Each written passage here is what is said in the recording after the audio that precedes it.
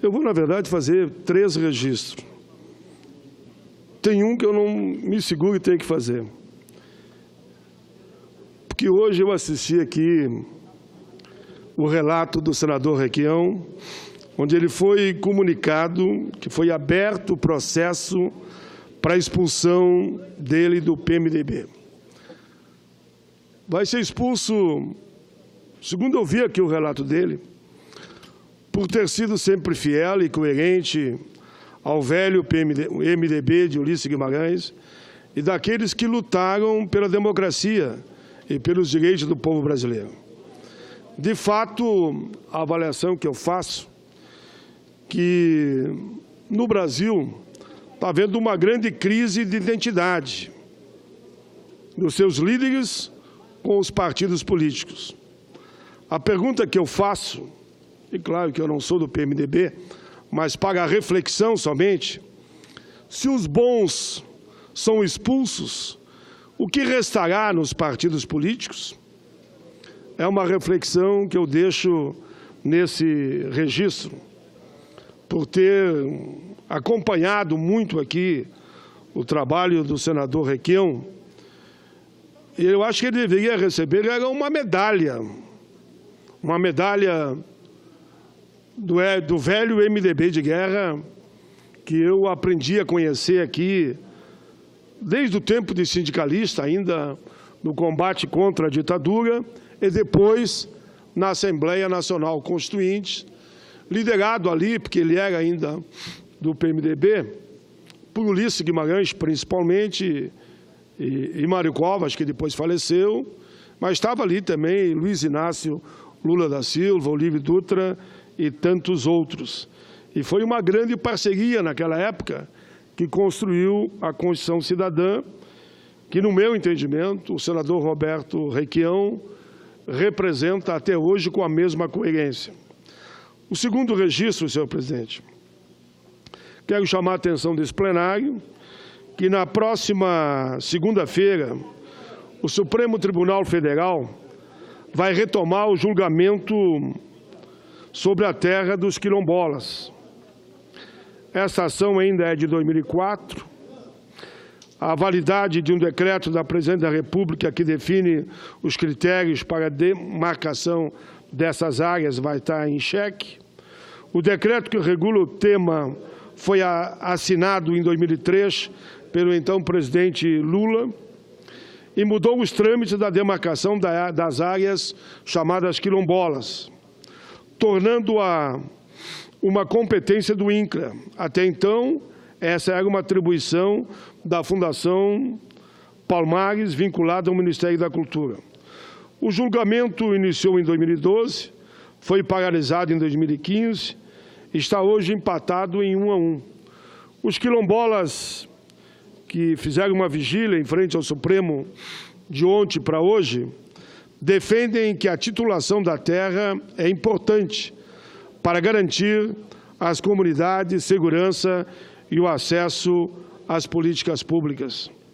Como disse um quilombola, você tem liberdade de ir e vir, de construir, de ter desenvolvimento produtivo, você tem acesso a um conjunto de elementos que ajuda a ser cada vez mais cidadão do nosso país.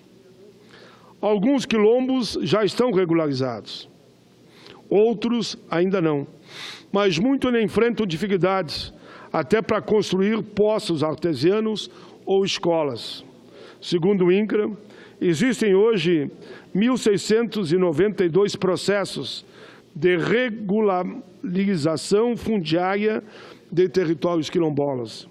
Desses, apenas 454 avançaram.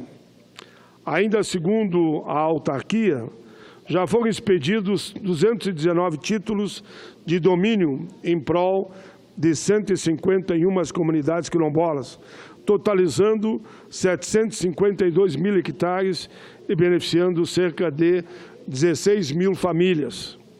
Esperamos que o Supremo Tribunal Federal, na segunda-feira, mantenha a validade do decreto presidencial de 2014, assegurando assim a garantia dos quilombos já existentes, com sustentação jurídica e possibilitando a regularização e a titulação de outros. Senhor presidente, o terceiro registro que faço nesses meus 20 minutos, lembrando que o jornal O Estado de São Paulo, na edição de hoje, em editorial, levanta um dos mais sérios problemas que empacam a possibilidade de o Brasil desenvolver. Isso, sim, é algo que eu assino embaixo. E não é com a reforma trabalhista que o país vai desenvolver, retirando direitos do povo brasileiro.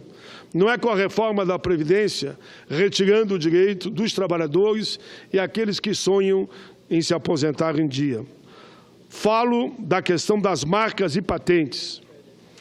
O editorial, Caos no Registro de Patentes, vai ao encontro, senhor presidente, de um projeto de minha autoria, apresentado ainda no ano de 2013, o PLS 316, aprovado por unanimidade aqui no Senado, e desde 2015 está engavetado na Câmara dos Deputados, sob o número 3.406.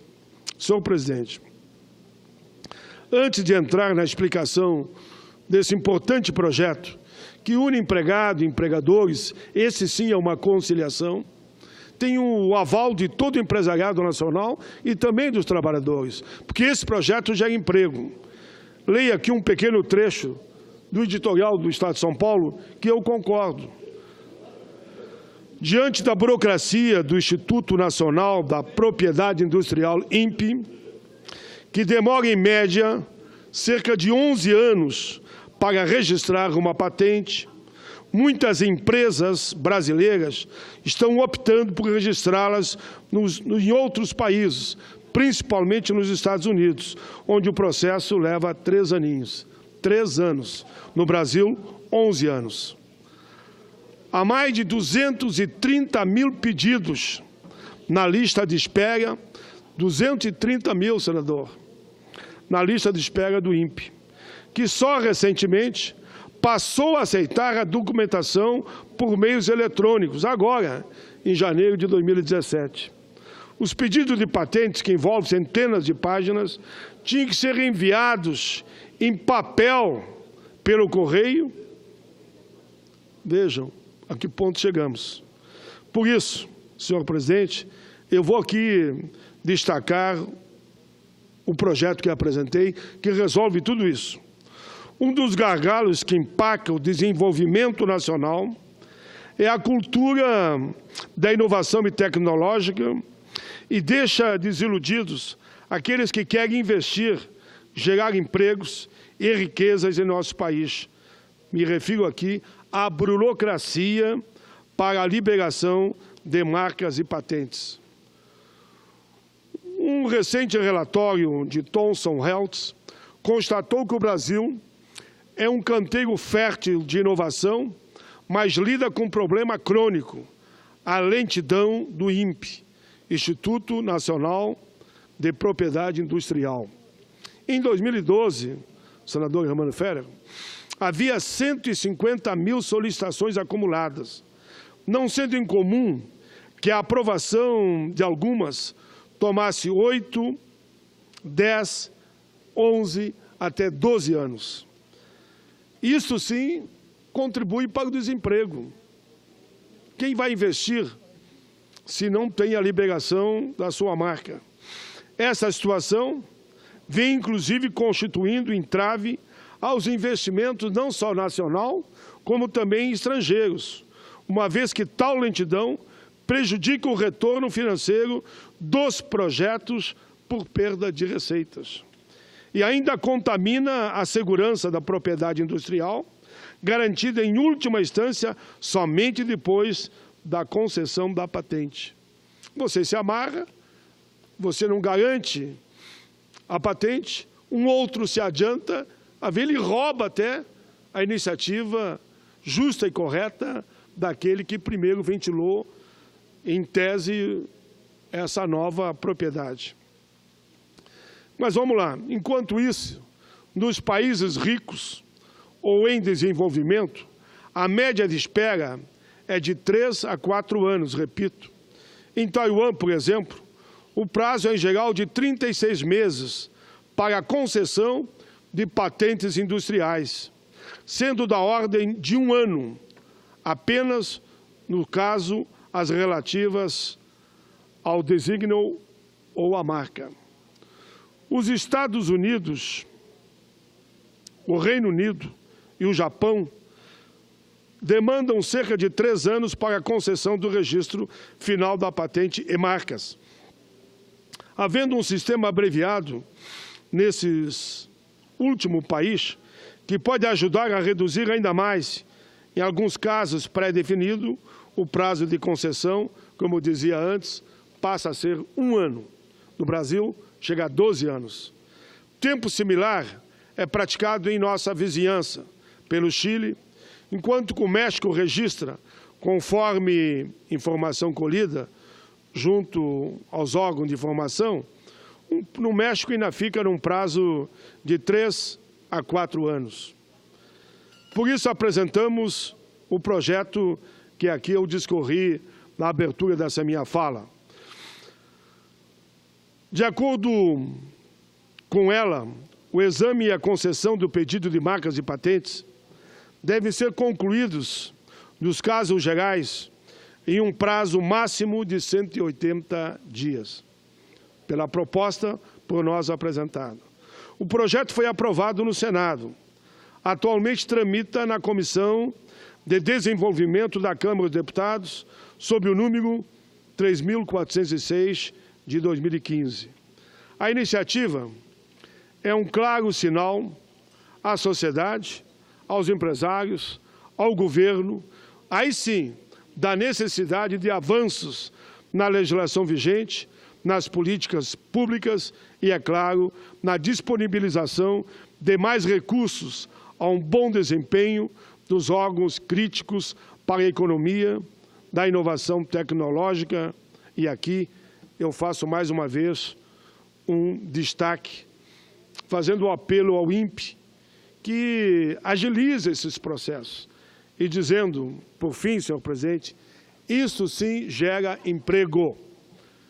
Geração de emprego não é retirando direito dos trabalhadores, outra vez repito, com a reforma trabalhista, não é querendo fazer na marra uma reforma da Previdência, que hoje aqui ainda, presidente, eu consegui aprovar, com a assinatura de cerca de 50 senadores, a protelação por mais 2 meses, para que a gente conclua até o início de novembro os trabalhos da CPI. Era 4 meses. Eu concordei com o senador, presidente da Casa, senador Eunício, que poderia antecipar esse trabalho, até porque falo em retomar o debate da reforma em outubro. Se quiserem retomar o debate da reforma em outubro, podem ter certeza que durante o mês de outubro, cada deputado, os 503 deputados, como os 81 senadores, receberão documentos da CPI da Previdência, demonstrando que a nossa Previdência no Brasil não é deficitária, ela é superavitária.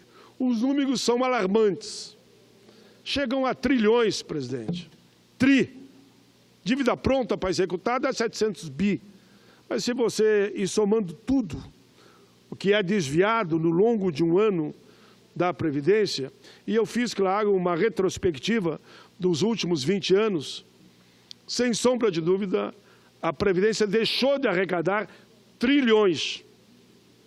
E por isso que alguns insistem com a tese de que ela pode ser deficitária.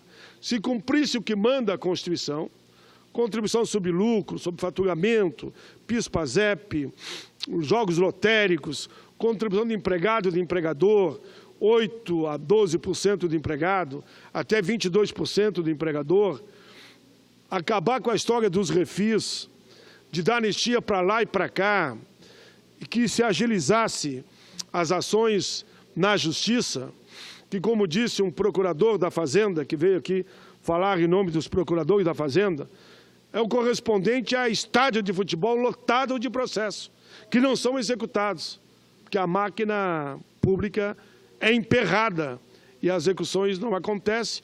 Com isso, favorece aquele empreendedor que não cumpre com a sua obrigação em pagar corretamente a Previdência. Tem um dado assustador, 30 bi por ano. A Previdência deixa de arrecadar da chamada apropriação indébita, ou seja, desconto do trabalhador e não repassa para a Previdência. Só esse dado seria o suficiente para mostrar que há superávit. Bastaria que não permitisse mais que isso acontecesse. Era isso, presidente. Agradeço a Vossa Excelência. Considere na íntegra os 3 registros que fiz.